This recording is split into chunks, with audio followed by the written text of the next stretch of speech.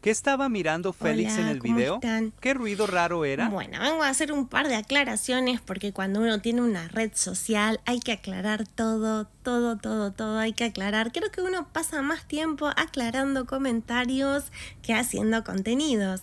Pero bueno, vamos a aclarar, no hay problema. Bueno, resulta que yo conté que Félix en medio de un vivo me dijo tengo novia, tal nena es mi novia y bueno, y lo conté como una gracia.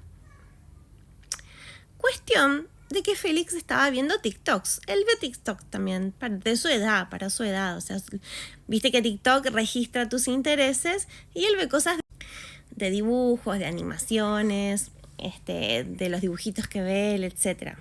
O sea, no hay nada de contenido. Ustedes conocen TikTok y no hay nada de contenido raro ni nada porque decís y te censuran, te clausuran, llegan a mostrar algo indebido y están totalmente censurados, bloqueados y no sé qué.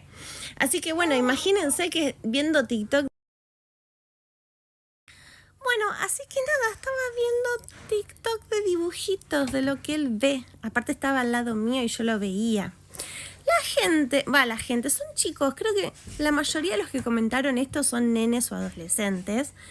Flashearon que eran gemidos.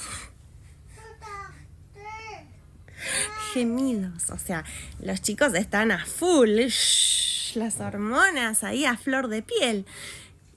Flashearon gemidos, ay mi amor. Bueno, no, eran dibujitos, dibujitos. Yo estaba al lado mirando.